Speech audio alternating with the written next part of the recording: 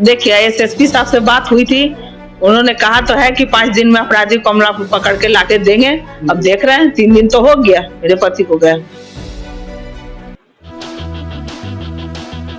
देखिए, बीते दिनों जिस तरीके से बीजेपी नेता नीलेश मुखिया की हत्या कर दी जाती है, अभी आप फ्रेम में देख रहे होंगे कि हमारे साथ जो बैठी हैं सुचित्रा सिंह है, 22B की वार्ड पार्षद है। इससे पहले भी हमारी मुलाकात होती थी, बहुत उनके बारे में जो मैंने बैक टू बैक खबर दिखाया, जिसमें जनता कह रही है कि किस तरीके के लोग थे, तो ये बताने की मुझे जरूरत नहीं है।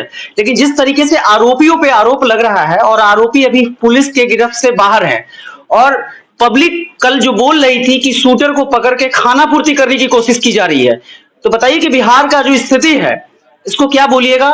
विशेष में बात करता हूँ सुचित्रा जी से। सुचित्रा जी, ये जो पूरा प्रकरण है जी, आपने बोला था कि जिस तरीके से ये जो पूरा कांड हुआ, पहले भी आप बयान दी हैं। हाँ। और ये नीलेश जी बार बार अप्लाई कर रहे थे लाइसेंस? बिल्कुल कर रहे थे, उनको कोई सुरक्षा प्रदान नहीं की गई, लाइसेंस भी नहीं मिला, गार्ड भी नहीं दिए जा रहे थे, और उन्होंने जाके आवेदन भी दिया था कि मेरे और मेरे परिवार को खतरा है इन्हीं तीनों से, पप्पू राय, गोरख राय जो है आरोपित।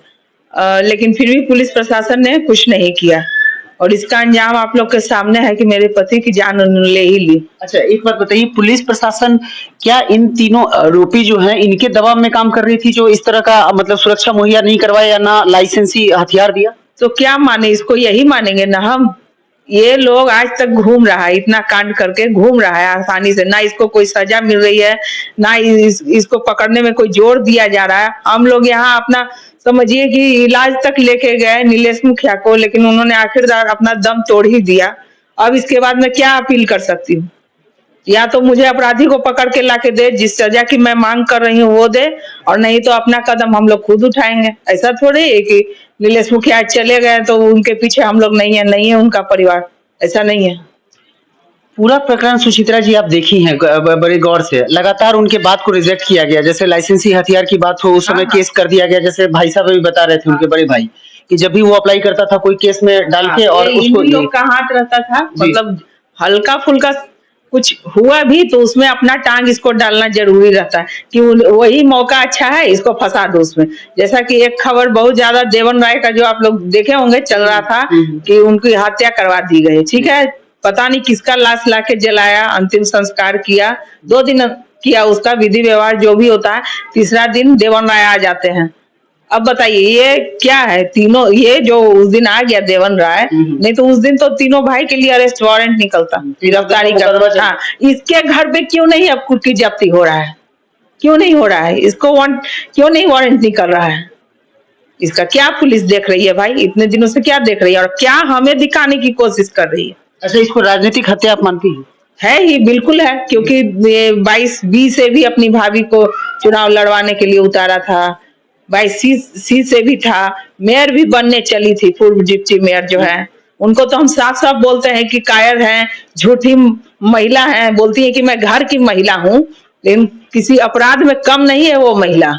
इसके घर के जो ये तीनों भाई हैं वो तो आरोपी हैं ही, लेकिन ये महिलाएं भी कम नहीं हैं, उनका साथ देती है। हर एक होता है ना कि बोलती कि घर की महिला है, महिला के अंदर देवी का वास होता है, लेकिन आज मैं कह रही हूँ ये महिला के नाम पर कलंक है रजनी देवी। ये लोग भी इसमें सम्मिलित है, बिल्कुल है। झूठ को छुपाया जाए उसको क्या? ये जो बोल रही हैं कि एक ब्लेड तक 50 साल में हम नहीं देखे, ऐसे ऐसे करके बोल रही हैं। 50 साल की उम्र में ये नहीं दिखा कि कितनों का सुपारी देके निर्मम हत्या करवाया निर्दोषों का? कहाँ जाएगा उन लोग का खून माफ होगा कभी? भगवान का तो अब हम नहीं जाने भगवान कुछ करता है या नहीं करता है, लेकिन दिल से निकला हुआ हाय जरूर लगता है, वो तो लगेगा उसको। आपकी बात कोई आला अधिकारी से हुई है? देखिए, एसएसपी साहब से बात हुई थी, उन्होंने कहा तो है कि 5 दिन में अपराधी को हम पकड़ के लाके देंगे। अब देख रहे हैं, 3 दिन तो हो गया मेरे पति को गया।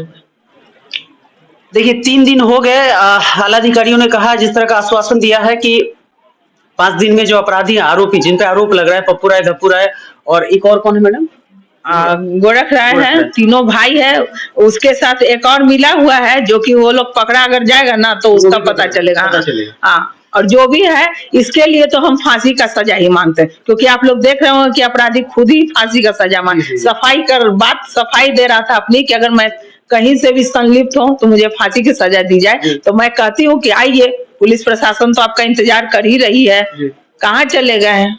अच्छा, एक चीज मैं जानना चाहता था कि जिस दिन नीलेश जी गाड़ी से जा रहे थे अपने ऑफिस जी। और 4 शूटरों ने उनके ताबड़तोड़ मतलब फायरिंग किया गाड़ी रोक के, लेकिन उस दिन जो बॉडीगार्ड थे वो नहीं थे, वो छुट्टी पे थे या वो भी एक छुट्टी पे उनका कुछ इश्यू था, उनकी माँ का शायद तबीयत खराब था इसलिए गए हुए थे और उनको गए हुए पक्का 1.5 महीना हो रहा था।